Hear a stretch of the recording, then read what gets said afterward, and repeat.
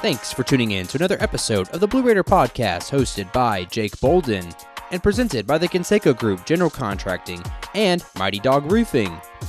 Don't miss another Tuesday episode by subscribing to the podcast on all streaming platforms or catch our visual presentation uploaded every week on YouTube. Don't miss our next ticket giveaways by subscribing and following on all Blue Raider Podcast social media accounts on Twitter, Instagram, Facebook, and TikTok at Blue Raider Pod. Welcome back to another episode of the Blue Raider Podcast. I'm your host, Jake Bolden, and in today's episode, I've got two familiar faces joining the episode with Connor Smith and Shayne Pickering. Connor will be stopping by to talk about baseball's last weekend series against New Mexico State and their final 3-weekend series for Conference USA winding down. And then Shayne will be joining us to talk about the spring showcase for football, learning all things about what's going on there on the roster shakeup, those names that are entering the transfer portal, as well as some of those names coming back. And of course, I've got some more basketball info for you, just exclusive to those of you that do listen to the Blue Raider Podcast. You'll be rewarded today for tuning in. But before we get into that, I want to take just a second to thank the sponsors of today's episode, beginning with the Conseco Group. Since 1987, the Conseco Group has been turning dreams into reality. Whether it's pre-construction consulting, construction management, design build, or renovations and improvements, we're here to exceed your expectations. At Conseco Group, we don't just deliver, we deliver with passion, precision, and unparalleled quality. Our hands-on approach ensures your investment is maximized and your vision is brought to life. From Clarksville down to Columbia and beyond, trust the Conseco Group to handle every detail with expertise and care. If you're ready to build your future, contact the Conseco Group today at 615-298-9907 or visit their website at consecogroup.com. And thanks to Mighty Dog Roofing Nashville East. When it comes to your home, trust Mighty Dog Roofing Nashville East for all your needs. As a veteran and locally owned business, we're honored to be one of just 11 Owens Corning contractors nationwide to win their prestigious service award. From roofing and gutters to windows and siding, our expert team delivers top quality craftsmanship and unmatched service. We're here to protect your home with pride and precision. Choose Mighty Dog Roofing Nashville East, where excellence is a tradition. Call them today at 615-MD-ROOFS, that's ROOFS, or visit their website at mightydogroofing.com to schedule your free quote today. Now, as I teased at the top, there is some news on the Lady Raiders basketball side of things. They did get a commitment all the way out of Taiwan. It is Yu Han Lin. I know that may be difficult to say, but she goes by the name Catherine. She's a 5'8" guard or forward, as it will be listed on her FIBA account, but she plays for the Chinese Taipei national team. I know that this is a player that they've been recruiting since about last summer, where she competed at the U17 World Cup, but this last fall at the U18 Asia Cup, where she led the Chinese Taipei national team in scoring. If you're watching the tape along with me here on YouTube, and if you haven't already, keep your eyes peeled for it to show up on social media at my Twitter account at Blue Raider Pod. She's very athletic. She can score at all three levels. One thing about the tape that I particularly like is the transition scoring. She gets downhill. She can score with ease with both the left and the right hands. Has a very nice jump shot, mid-range shot as well. One thing that is interesting when you talk about these international players, especially those from Far East, she is 5'8", 5'9", little undersized for a forward, as she's listed on her FIBA profile. But that's just the play style that they have there in the Far East. They play a 5-out style, so she can play a little bit of everywhere. If you're watching these from the Asia Cup, her most recent international tournament, that is, she played point guard. A lot higher assist numbers in that tournament in specific. She has great touch. I love her ability to find the open man, as you're seeing again on the highlights here. But she is great on the defensive end, a number of blocks too in these highlight reels, some transition steals, get out in front, hit some layups against some solid defense. So they're excited about this addition for a number of reasons. One, it gives them another scoring threat. When you're averaging double digits in the international space, it doesn't matter where you're from, you're playing against the best players in the world at your age, much like she did at the U17 World Cup, where she led Chinese Taipei with over 11 points per game. The shooting stroke is there. I think this is someone that could have an immediate impact this upcoming year. I know when you're talking about, as we followed on the Go Middle board with the transfer portal news and some of these players that they may add, may not add, we've kept close eyes, particularly on Brooke Moore out of Liberty, Lanaya Foster at Austin P. Those are some players that scored where they're from. However, you're kind of having to retrain some of these players as they move into a different program, different style. Do these players know how to win? Some players that you may see have high numbers don't necessarily know how to play a winning style of basketball that they coach here at MTSU. Whereas if you're bringing someone who's fresh, green to the college game, like Catherine would be coming from Taiwan, along with their other 6 freshman high school signees, you're able to ingrain them in the MTSU basketball, Rick Insel way of coaching, where it is defense first. But with her being added now to this already prolific scoring backcourt, this is a very, very strong backcourt.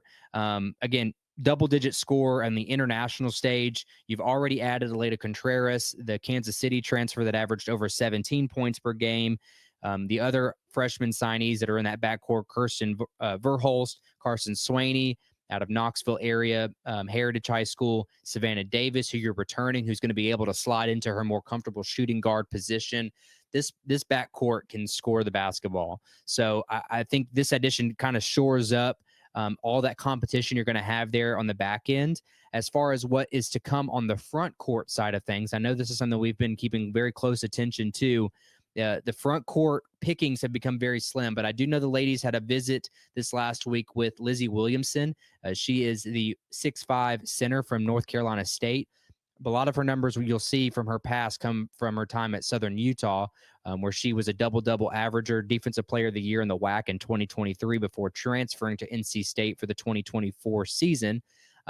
Has dealt with some injuries in her time there at NC State. Didn't get necessarily the playing time that she thought she deserved as well.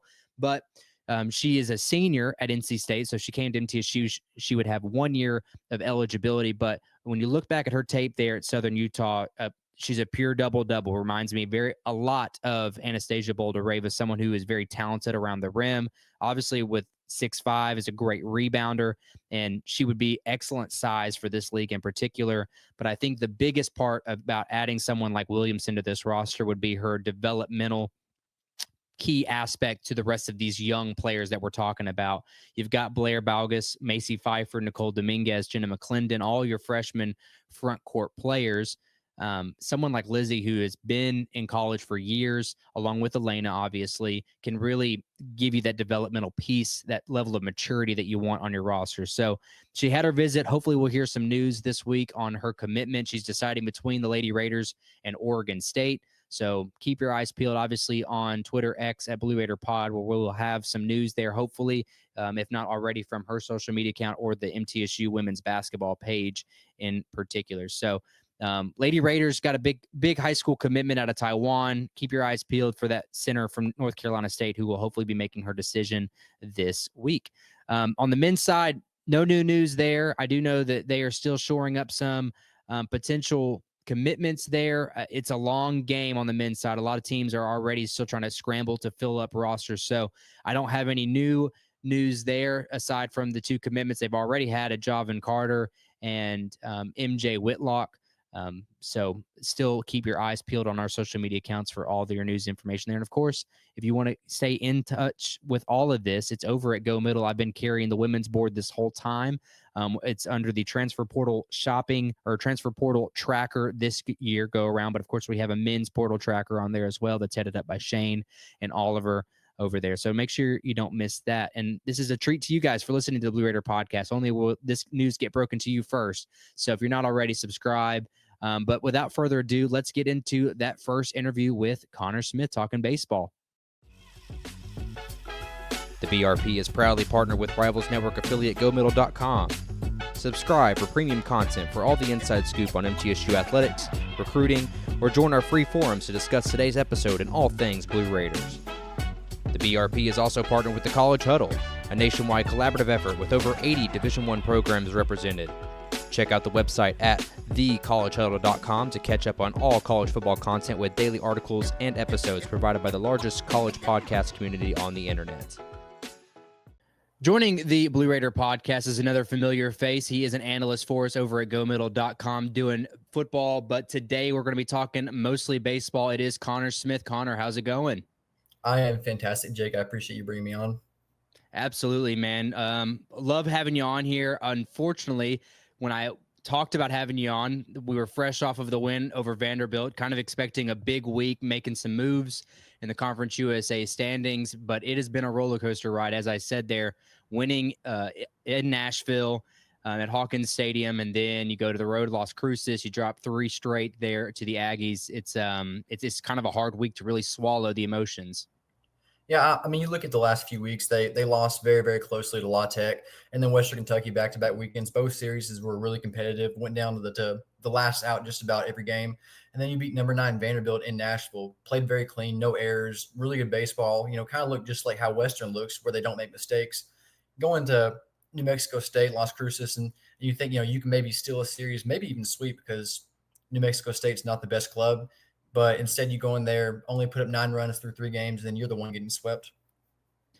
Baseball is a funny game like that. You talk about the Western Series, how close that was. La Tech Series, you're a couple hits away, a few outs on the mound in relief away from sweeping that series too. You think maybe I'm going to try my best to speculate what happened, but is it a lack of focus this week in Las Cruces that kind of got the best of them? Because you saw what they're capable of on Tuesday at Vanderbilt. Probably lack of focus. They're also not there yet. I mean, a lot of the guys, I know we've been saying this for several years. They're young, they're young, they're young. But this is a young team. You look at guys like Tyler Minnick, they didn't really play last year at Georgia Tech. Hayden Miller didn't get a chance, so on and so forth. So even though these guys are sophomores and juniors, they're still really young to the field. And you combine that with the fact that there's still several bullpen pieces away. Got guys like Trace Phillips, Nathan Brewer that are injured. Just I don't necessarily know how to say it because, like you said, baseball is a really weird sport. You go into Vanderbilt, beat the number 9 Commodores, and then get swept by New Mexico State. Probably a lack of focus, lack of understanding how to handle your business, take care of business on the road against a team like that can slug it. You're on the beat more for baseball than I am. How many actual players do we have that are out, injured, maybe playing hurt as well? I know that's kind of been a factor. What are they dealing with? Oh, goodness. Trace Phillips, likely out for the year, back injury and hand injury. Nathan Brewer broke his hamate bone. He's done for the year, barring anything magical. And then you guys like Eston Steiner. Eston, believe it was the Liberty Series, tried to stretch a single into a double, pulled something in his foot. He's been playing with a wrapped up ankle. Guys like Johnny Stevens out of the bullpen that are banged up but are just pushing through it. So you have the 2 big ones with Phillips and Brewer that are likely done for the year, and then probably 5, 6, 7 others that are playing banged up or are fresh off injury. I see. Yeah, couldn't necessarily put a number to it last week, but obviously, I mean, that affects the team when your Friday starter, talking about Trace Phillips, a potential draft pick as well, goes down. So obviously, I know that it was speculated that he may return this year, but you think they're going to lock him down for the rest of the year? Jerry Myers has not said 100%. Just he's done for the year. However, he said he's out indefinitely, and just he's not pitched since Dallas Baptist. So first conference weekend. At this point, I don't really think there's a reason to bring him back. With his draft stock still being somewhat high, you don't want to bring a kid back and hurt him even worse, and then ruin his chances of getting drafted if he does decide to leave college early and sign the contract. Right. Well, you only got 7 games left, so that would make more sense, especially on a personal level for Trey. So obviously, wishing him all the best. But let's break down this last weekend. You got, like I said, got swept there in Las Cruces on Friday. It was a 1-6 loss. 4 runs in the first 2 innings, 3 of which were unearned there in that first inning. And then Saturday was a run rule 10-0. Got 6 runs in the 4th inning. That whole rally there in the 4th inning started with a fielding error, and then 3 batters later, it's a 3 RBI home run. And then on Sunday, you had a lead 5-12 going into the 4th, and then you allow 7 runs in that bottom half of the 4th inning, and then New Mexico just kind of runs away with it 16-8. It's really hard to pull away from this weekend and say what went well, what went bad. Well, you could put a lot of the blame, in my opinion, batting with runners in scoring position. I know I tallied it up. It's 4 for 21 on the weekend with runners in scoring position, 0 for 10 specifically on the Friday and Saturday series where he only scored 1 run. You can't put it all on the offense, but when you waited till Sunday to score, and unfortunately the bullpen day gave him 16 runs. It's just tough. And again, the bats are capable Talk about Hayden Miller at the top. He's a guy that's really impressed me late. Brett Von Dolan is someone who obviously has a hot bat, a lot of home runs this year at 15. He's still at Esten Snyder, one of the country's leaders in hits. So you have, again, capable bodies. It's all about piecing it together when you really needed them. Yeah, I mean, and you've seen it with the ranked wins they have against Western Kentucky, Dallas Baptist, Vanderbilt. When they put it together, they're a very dangerous team. But unfortunately for them, they don't do it too often. Like you said, the Friday night game, you lost 6-1. You look at it, 6 runs. You give up 6 runs in Conference USA. You should still have a shot to win that offensively. But as you said, didn't hit well with runners in scoring position. I think 3 of those runs came unearned because of errors. I mean, and then Saturday, 10-0. Like obviously, it's not great, but it happens sometimes. It's baseball. You're going to have some games here and there where it just doesn't go your way. And then for the Sunday series, bullpen, let it go late in the game. So, I mean, I think you can put the blame mainly on the bullpen and runners in scoring position because aside from Saturday, the starters really didn't pitch bad whatsoever. I know Chandler got into a little bit of trouble there on Sunday, and just kind of that inning. I'm trying to remember. I believe it was the 4th inning. It just kind of spiraled on him, And Chandler has been prone to that this year. It seems. My big thing is I'm okay to pitching to contact. It's the walks, and he didn't have that trouble. It's just that 4th inning, that whole lineup. I think 8 of the 9 guys got to hit that inning, and it just baseball's a game of momentum, kind of like that, and that's how it goes. But on that other side of things, talk about the unearned runs that they had on Friday, the fielding errors. And it's been a little bit of a problem. They're not necessarily the most defensively sound team in Conference USA, but you can't afford to give them free base runners when you're already talking about a thin bullpen as it is, with Stevens being out. We already know about Phillips being out, and Drew Horn's a guy that wasn't there this weekend. So it's one of those things like you're already kind of struggling as is. You don't want it to pour. Like it did this last weekend, and the errors just didn't help. And that's something that I would like to see shored up over these last couple weekend series to kind of feel some confidence in where this team is defensively. Yeah, I mean, you look at the stats; they're bottom in the conference, and they may be the very bottom at number 10 right now in errors and fielding percentage. That's not going to get done. I mean, the saying is defense wins championships. Defense also wins regular season games. You look at game on Friday against New Mexico State, game I believe it was Saturday 2 weeks ago against La Tech, where you get an error or two and that piles up, and then a single turns into a 2-run shot or a solo shot in Chandler's case. A solo home run turns into a 3-run shot. So. Yeah, it's unfortunate, and again, baseball works that way. But we like I said, we're closing down here. 2 weekends left. You got 2 more series at home. You've got Jack State this coming weekend, and then they'll have a midweek game against Lipscomb in that final week, and then they'll wrap it up with Sam Houston. Unfortunately, you're potentially battling it out for 9th place there with Sam Houston, but it is at home. I talked last week with Noah. What is the kind of the scenarios that this team needs to make the Conference USA tournament? I said you need to win 2 of the 3 on the next 3 series to at least kind of give yourself a chance. So that's 6 out of your 9 final conference games. Well, you lost 3 of them. So now you basically have to sweep these last 2 series. You're sitting 3 games back of Liberty. I would think nothing short of sweeping. It's got to happen. And even then you've got to have a little help from Liberty there. So it's a steep hill to climb these last 2 weeks. Not impossible, but I'd have to think that the chances are really, really low of making the tournament at this point. Yeah, I mean, you got to sweep at least 2 of those series, as you would think. Kennesaw State and Sam Houston. Sam Houston, respectfully, horrible ball club. They've had a really down year after losing a bunch of MLB draft picks last offseason. Kennesaw State's not a bad club, just their highs are high. Like with competing, they had a midweek series or midweek game several weeks ago where they competed and took ranked Georgia to extra innings. So their highs are really high, but their lows are really low. So depending on when you catch them, I mean, those are the 2 where you would look to sweep. Jacksonville State, probably not going to happen. They're a really solid club, 26-18. They've got CUSA wins over Sam Houston, New Mexico State, Liberty, and Kennesaw State. Probably not going to sweep them, but I mean, if you can take 2 out of 3 and then sweep the next 2 series, I mean, you've got a shot, but even then you're relying on Liberty to lose some games. Yeah, and I haven't peeked at their schedule recently where Liberty is at. I know that for MTSU's sake, you are playing the bottom half of Conference USA in these final series. So again, you're kind of hoping for some momentum, and the Vanderbilt win was potentially that momentum that you needed. However, you kind of put yourself behind the 8 ball with your performance there in Las Cruces. So I'll take the conversation of making the Conference USA tournament out of it. What would you like to see this team do in these last series to continue to build on moving into the summer, where a lot of these guys will go play summer ball, but moving into next season as well? Just play consistent baseball, man. I mean, very talented team. You've got a lot of really good players, several guys that have the potential to be MLB draft picks this summer and then the next summer. So, I mean, but we talked about it before we got on the pod that it's not only game to game, it's inning to inning. They can go and put up a six spot, and then that evaporates because the bullpen lets up some runs, or you get some errors or some home runs here or there. I just want to see them play consistent baseball for the final 15 games, whatever it is, the rest of the season, because they can be a really dangerous club when they're consistent. I mean, we saw last year they started to finally put together the last 2 or 3 weeks, beat Dallas Baptist on Senior Day, and we got a taste of what they could be winning the conference tournament.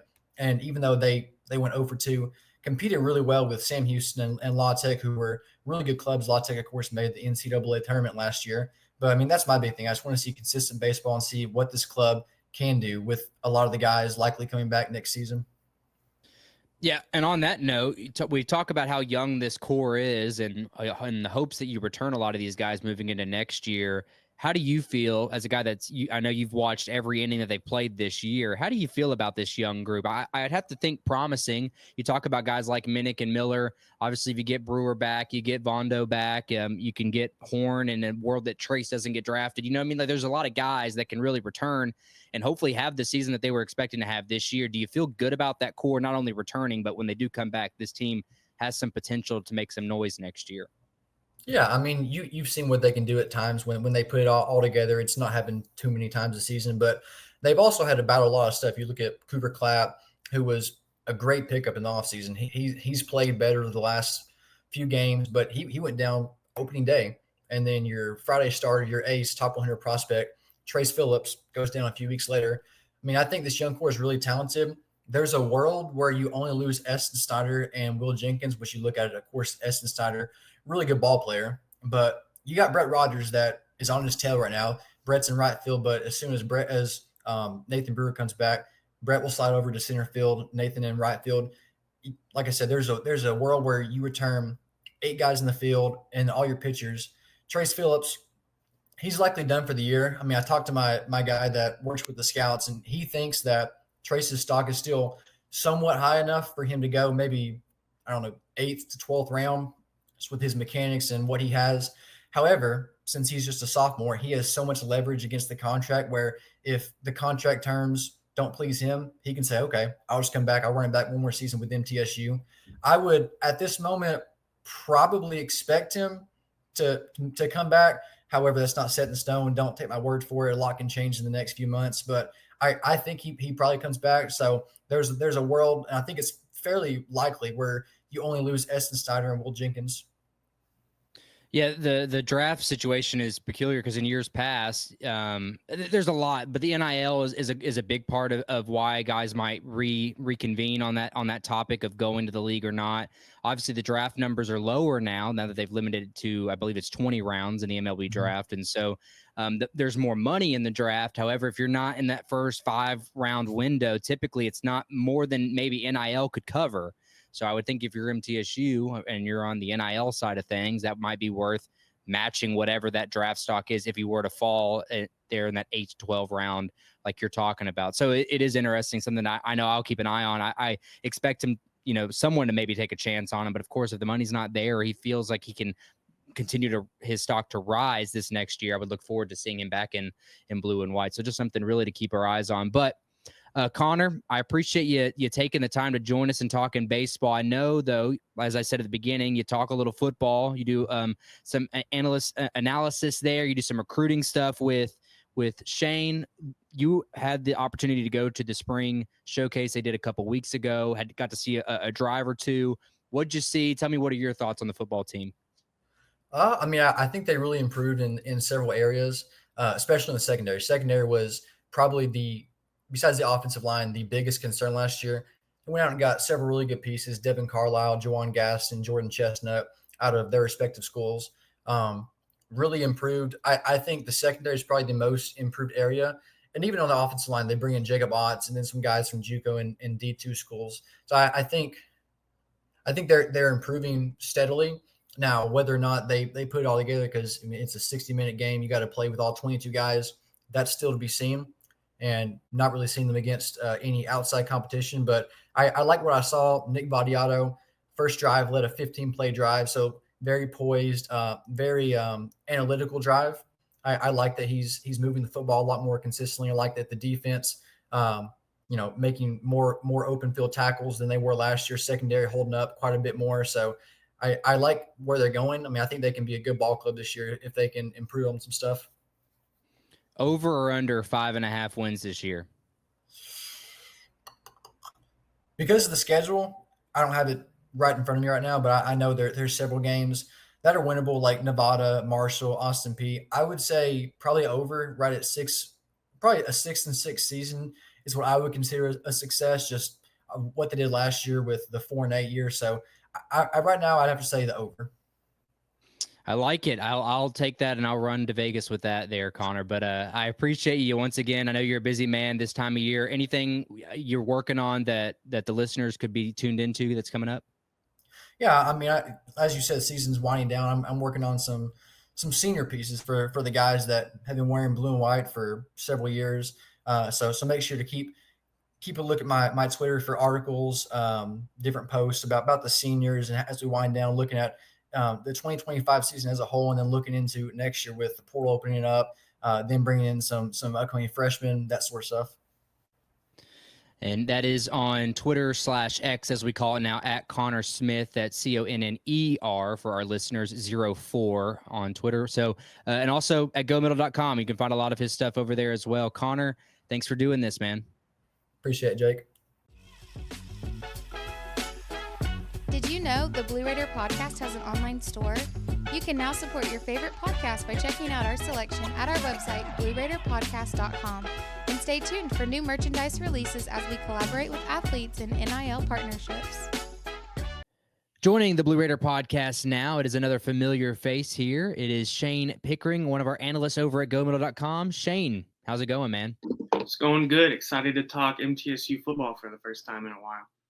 It has been a while, and you were a big part of what happened last season, but also a part of a lot of these changes that are going on. You were there, boots on the ground at the spring showcase. That is, tell us a little bit about what you saw. That's what a lot of people really want to know. Does this team look improved? Well, it was, like you said, a showcase instead of a game this year, and the team definitely looks bigger. It looks more athletic, especially up front. Jacob Ott, 6'7" left tackle, is very different from the 6'4" left tackle you had last year. 6'4" DBs, just all around bigger team. And it just looks more athletic. So there's definitely more potential this year, but at the end of the day, you have to see how that goes still. I would say bigger doesn't always necessarily mean better, much like we saw with last year's offensive line group. Like a lot of those guys were big units, but necessarily weren't great at their position. I want to say technically as much as you can, as from which little bit you've seen, do these guys, does the athleticism match what they necessarily need, especially on the defensive side is where I'm more applying this question to, because that's where you're talking about. A lot of that length has been added. Does this defense look the part at least? Does this look like a team that seems to be meshing a lot better than last year's team did? I'd say in the secondary for sure. I still think you need to get better up front, and they said as much after the spring game when looking ahead to the portal. They've been getting some guys on campus, but yeah, I think the secondary, outside of nickel, you still need a nickel back, but you have a lot of length in the secondary, a lot of athleticism. You bring in a leader at the middle linebacker position like Alex Mitchell, which frees up Parker Hughes to just run around and make plays, which is where he's probably the best at. So I think you still need to add talent up front to the defensive line, specifically people who can rush the passer. But in terms of linebacker and secondary, I think you look a lot better. I know you're talking about that front end there on the defensive unit. That's an area that Mason had addressed specifically after that showcase when he talked to media availability. That's somewhere where they're looking to kind of shore up some depth pieces. I want to talk about that, but also anywhere else in that defensive backfield that you think they've got to find some pieces, or do you feel comfortable with where the linebacker group is, or is all of their attention this spring going to be on that front three? It feels like they will add another linebacker just with who they've been monitoring in the portal and who they have been offering. But I feel like the main focus in terms of people who will make the biggest impact will be on the defensive line and adding that other corner that can play inside. Because, like I said, you have all the length on in the secondary, but you don't have anyone that can play inside with those smaller, shiftier receivers right now. Right. And on the offensive side, all the movement really has been on the offensive line. That's always a big question mark, especially after the first year. And we saw the performance they had, a lot of banged up guys, a lot of shifting around. We even had some young guys play later on in the year. Where does that offensive line stand today? Do you have any sort of prediction as far as what the starting line could be in August? I think the line is definitely a lot improved. I think you still need to add some depth, just experience depth. You have young depth, but you don't have someone who's played college football that you can rely on to come in and fill. And in terms of the starting lineup, I'd probably say Jacob Otts at left tackle is probably your most locked in guy. EJ Harris, the transfer from Auburn, will probably start somewhere on the offensive line. Same thing with Zach Clayton. I think he'll probably be your right tackle right now. Marcus Miller, who kind of played all 5 spots last year. They said he worked at center in the spring. And then the other guard spot is kind of open right now. You have Ellis Adams has returned. You have some young guys like Alex Gale. And then obviously you still have the portal. But I think you still got to add depth to what you already have. But those 4 are probably the biggest 4 names to know right now. Well, if it's anything like it was last year, you're going to have some level of injury, some level of rotation. So, yeah, I mean, I would have to think filling in those gaps on the backside is going to be vital. But I am excited. I know Zach did pretty well with what he had, the cards that were dealt to him last year at left tackle. So him moving over to right, Jacob Ott is someone who I know we've previewed in the past is going to be, kind of your anchor on that left side. EJ Harris, I think, is a big body who I'm excited to see. The other area of question is the skill position guys. I know you feel really comfortable, obviously, where the quarterback is. You're going to be the best quarterback in Conference USA, arguably. Jaquil Middlebrook returns at running back. I know we have a little bit of news as far as Flip Krettel not on roster, so you're going to have some changing there. Terry Wilkins is gone, but that high school class of running backs, surely someone stands out. I know you're pretty high, as well as the staff is, on Austin Clemens. That's another guy that I think you have so many weapons on that side of the ball. But where, as far as the outside edge, tight end, you got a lot of transfer portal pickups. Wide receiver, Amari Kelly's gone. You're going to return some guys there. What do you see in the skill position room? Guys that could maybe pop out on paper this upcoming fall?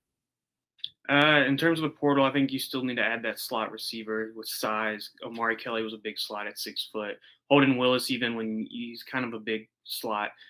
But like you said, the tight end room is very deep, very talented. Tavion Galloway was top 10, top 15 tight end recruit in the country last year. Brody Binky was a big-time recruit. Hunter Tipton played a lot of good football for Louisiana Tech. And then receiver like A.J. Jones from Arizona is probably the biggest receiver to know. Him and Miles Butler. Those 2 are going to be probably the starters on the outside. Long, good long speed, wide frames for Vadiato to throw to. And then you have the running back, room that can at least provide you the run game if the offensive line can take that step forward this year. This would be a tough question to ask. As a guy that hasn't seen A.J. Jones in person, does he have the potential that we saw when I saw Amari Kelly last fall during their fall camp? I thought this guy's going to have a big year, and sure enough, he did. Is A.J. Jones that guy? Is there anyone else that you see in that wide receiver room that could potentially have a big breakout year? Well, Tyree Patterson, the transfer from UCF, was one, but it's looking like he will miss this year with the leg injury. So maybe you go back to there and add another transfer receiver. But A.J. Jones, 6'4". So like I said, the big frame for Vadiato to throw to. You still, he hasn't played as much, just being a young guy at Arizona. So he has the power conference pedigree. And Miles Butler continues to step forward. So those are the 2 names that just keep popping up in the spring. In terms of the spring showcase, they didn't really play the starters as much. It was more so getting the young guys reps in that 7-on-7 action. So I don't think we've really seen what he can do yet. but I expect him to be one of the main targets going into fall camp. Absolutely. Well, I know that they like Najee Cox, another guy that can kind of take the roof off of a secondary. So they've got weapons, they've got opportunities for playing time for those guys that are filling in those spots. Miles Butler came on strong at the end of last year, so I'm happy to see him return.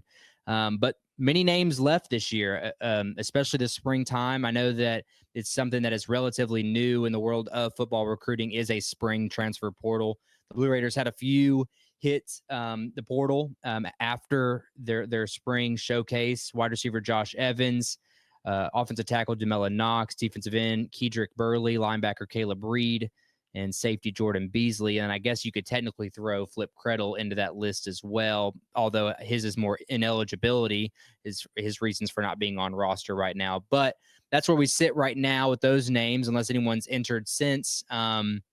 Nothing that necessarily that hurts us in the immediate future, but I know some of those depth pieces there, you kind of have an opinion that you hate to see them go, but unfortunately, I have to think it's just the nature of college football where these guys, they want to play now. Yeah, absolutely. I think losing, was it like 6 people from your first class kind of stinks, but when you recruit guys in the portal to get that immediate experience, especially to play with an experienced quarterback like Nick Vattiato, who has 1 year left, and you want to get him weapons that can help in the immediate future. And like you said, you lose receiver Josh Evans, who people were high on. It's just the nature of college football in this modern era of NIL, transfer portal, and all that. And you have options to replace those guys now. We talk about having guys make immediate impact with Vattiato, and I'm going to take a step away just because this popped in my head off our note sheet here. Stanley Anderson Lofton, I know he was an early enrollee quarterback there out of Florida. What'd you see? Out of Florida. What'd you see out of him? Anything that kind of impressed you? I know he's going to be playing third string, I would assume, to Roman. But do you like what you see? Because that is kind of where the future of this football team is headed. Yeah, he impressed me a lot. He was a lot better than I thought he would be at this stage. He's got the arm talent to fit in at this level for sure. He's still learning maybe how to read defenses at this speed, but so is Roman Gagliano, as both young guys. He had a lot of good flashes in the spring showcase. He also had a couple interceptions, but like I said, that was just him adjusting to the speed. So he definitely has the talent to stick. And my opinion, post spring is a lot higher on him than it was maybe on signing day. I guess then the question lies, how do you feel about this staff and their ability to develop? I know that's kind of hard to gauge going in just the second year of Mason's tenure, but I mean, where does your confidence lie in the ability to develop these young guys? Yeah, their whole message coming in was recruit and develop. And you've seen that with a lot of spots. You've seen them stay healthy for the most part too. You saw Zach Clayton was a PFF freshman All-American. You've seen some of these young guys step up. I think this year maybe will show more, just getting to see them play for another year or people step up into larger roles. But I like the talent that they are bringing in for sure. And the practice returns have been good on a lot of the young guys like Alex Gale, Zach Clayton, Roman Gagliano, and so on. Well, talking about that coaching staff, another new addition this last week was announced. Jacoby Stevens was added as a defensive back analyst on the coaching staff. For those that do know that name, it was the cornerback wide receiver from Oakland High School just down the road. Obviously, he spent time at LSU before a little bit of time in the pros. So obviously keeping it in the family, as Mason likes to do here in Rutherford County. So happy to have Stevens back in Rutherford County. Carry that on to our development conversation. Draft day just passed. A lot of storylines, but pertaining to MTSU, I know you have a couple names that no one was drafted, but you have a couple names that are going to get some deals going into the fall. Yeah, you have Alex Williams, who's the first one. I mean, just with his size and athleticism, you knew he was going to get a chance. Now it's up to him to take advantage of that chance with the Minnesota Vikings undrafted free agent deal. So he is signed, I believe, and it's not just a mini camp invite. But you will hope that he can do some things with that. You had a lot of the former players that transferred on, like Jalen Lane, got some that actually got drafted like Jalen Lane and Quincy Riley, and then some who signed deals like Marley Cook. And then you have Holden Willis, big name, tight end, receiver. It'll be interesting to see where he fits in positionally at the NFL level. Yeah, a guy that I was surprised to not see picked up, not necessarily the draft. I always thought he would be an undrafted free agent, but happy to see that he still has the opportunity to move on and get that opportunity. Another guy that I look forward to hopefully seeing is Brody Butler. I know not the special teams isn't always the sexiest thing, but a long snapper did get drafted. I believe it was in the 6th round. So obviously there's a market for it, and a guy like him who has been exceptional at his craft for a number of years as a guy that I think would potentially get a look come minicamp. So Shayne, I appreciate your time. Before we hang up the call here, though, I gave Connor earlier on the show an opportunity, 5.5 wins over under for this fall Blue Raiders team. I'll go over because I think they hit 6. I think they do make a bowl game. Not having to play Memphis and the rest, and then 2 other Power 5, Power 4 teams will help, I feel like. And one more thing, they added Jacoby Stevens as a defensive back analyst. They also added an offensive line analyst. You lose Bear Hunter to Memphis, speaking of the Tigers, and you bring in Dylan Barnett, who I believe was at Rice. And so you do have another offensive line coach in Murfreesboro as well. Yeah, I totally forgot about Bear Hunter's news of moving on to his next position. But it's funny, you said 6 wins, as did Connor. They both get over the 5.5 mark. And a part of his reason was also because the non-conference schedule is significantly easier this year with Nevada, Marshall, Austin P, and in a world that maybe you slip up and catch Wisconsin sleeping. But all things considered, a 5.5 mark is exciting, enticing for sure to get to a bowl game. I guess finally, Shayne, anything you're really working on over the summer? I know you're still in school. Anything that the listeners can stay tuned in that you're bringing up? I'd just say the recruiting season will really hit the road there with summer visits, get summer practice information, just good stuff that you get at Go Middle, and hopefully some more stuff in the works soon. Shayne is all over the place. He's not only doing MTSU. I know we kind of share fandom with UT Knoxville, so of course he's got all your stuff over there on Twitter, X at Shayne. That's SHAYNEP_media. So if you're not already following him, make sure you're doing so. Tons of good stuff from Shayne as always. We look forward to seeing all the things Blue Raiders, but as well as everything that you're doing here in the future. Shayne, thanks for taking the time to join us today. Yeah, appreciate it.